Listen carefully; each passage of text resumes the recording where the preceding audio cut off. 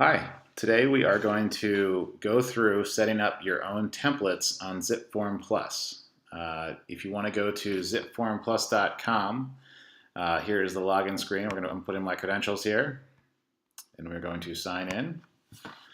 The purpose of having a template is so that when you do create a new transaction for a buyer or a seller, you can add the template, and that'll bring in all of your buyer documents or your seller documents. So it makes things a lot easier. If you're using the MLS Connect, which I highly recommend, and coming directly from the MLS, once you pull that information in, you can apply the template and all those files will be added.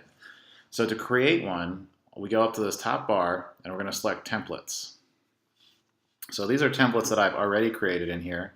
However, for you, we're going to start off with a new template. So go over to here, the new button, and click on that. And you're going to just look to see. So let's create a new buyer template, and you want to name it. So buyer sample template. And then down here, most likely your buyers are going to be residential, so let's create a residential one. Otherwise, I would leave all these other settings as is. You can have them automatically applied to your templates when you add a purchase or a sale. However, I think it's much easier just to select it once you apply your templates at that time. So I would just leave that as do not automatically apply this template to new transactions. So we're going to click Save. And so now the screen looks exactly as it would as if you created a transaction. However, for now, to create the actual template to put in the documents we need, we want to go to All Forms, which is going to bring up all of the Pennsylvania Association of Realtor forms and allow us to grab the documents we need. So for a buyer, we're definitely going to need a standard agreement of sale. So that rolls up there. So we'll click on that. Let's add that.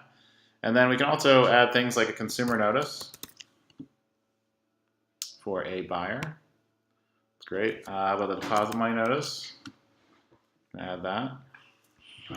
Buyer's financial. Oh, didn't come up. There we go. So these are a couple of documents you'll need. I'm actually going to be sending you a full list of all the documents you want to make sure come in here. So this is just a partial list, but you want to create all the documents, put them all in here, including uploading our CU Settlement Services Affiliate Rider Service documents as well. You can pull those in. So you're all set here. So you have the documents in the template, so that's step one. Step two is actually going into the documents like the standard agreement. And you want to go in and fill out, in this case, you're going to be acting up as a buyer's agent. So we want to just fill in your information right here. So by doing this, when you do pull in the template into your new transaction, this information will already be there. You won't have to worry about rewriting it, looking up the company license number, the state license number. It's going to save you a ton of time. So once that information is in there, you just want to click Save.